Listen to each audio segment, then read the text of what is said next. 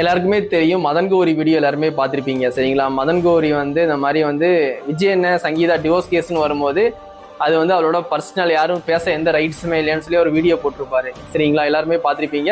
அதுக்கு நிறைய பேர் வந்து மதன் கௌரி மேலே விமர்சனம் வச்சாங்க. நீ வந்து எல்லாருக்குமே வந்து டிவோர்ஸ் கேஸ்லாம் வந்து இறங்கி பேசுவ, ஜெயம் ரவி டிவோர்ஸ் கேஸ்லாம் பேசினேன், ஹர்திக் பாண்டியா அது கிரிக்கெட் பிளேயர் அவரோட டிவோர்ஸ் கேஸ், இன்னும் 2-3 பேர் டிவோர்ஸ் கேஸ்லாம் இறங்கி பேசினா, இப்போ விஜய் அண்ணன் டிவோர்ஸ் கேஸ் மட்டும் உனக்கு பர்சனலாக போச்சான்னு மதன் கௌரிக்கு அகெயின்ஸ்டா நிறைய பேர் வந்து விமர்சனம் வச்சாங்க. அதுக்கப்புறம் மதன் கௌரி வந்து அந்த டாபிக்கே விட்டுட்டு இந்த போர் நடக்கு பாத்தீங்களா, அதை பத்தி பேச போயிட்டாரு. அதுக்கப்புறம் வந்து அந்த டாபிக்கே எடுக்கல.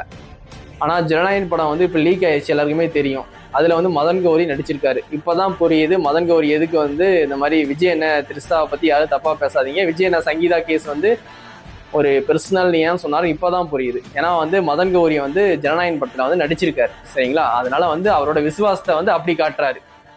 இப்போ மதன் கௌரினாலே வந்து கரெக்டான மெசேஜை கரெக்டான நியூஸ் தான் சொல்லுவாரு அப்படின்னு சொல்லிட்டு நிறைய பேர் நம்பி பார்த்துட்டு இருக்காங்க சரிங்களா. அதனால வந்து டிவோர்ஸ் கேஸ் வந்து பர்சனல் தான். அது மாதிரி விஜயனுக்கு எப்படி நீங்க பர்சனல்னு சொன்னீங்களோ, வேற யாருக்கு டிவோர்ஸ் கேஸ் ஆனாலும் நீங்க பேசவே கூடாது. மதன் கௌரி எப்படி விஜயன் நியூஸ் வந்து நீங்க பர்சனல்னு சொன்னீங்களோ, அதே மாதிரி இனிமே ஜெயம் ரவி, ஹர்திக் பாண்டியா டிவோர்ஸ் கேஸ்லாம் நீங்க இறங்கி பேசுனீங்க, இதுக்கப்புறம் நீங்க யார் டிவோர்ஸ் கேஸும் நீங்க இறங்கி பேசக்கூடாது.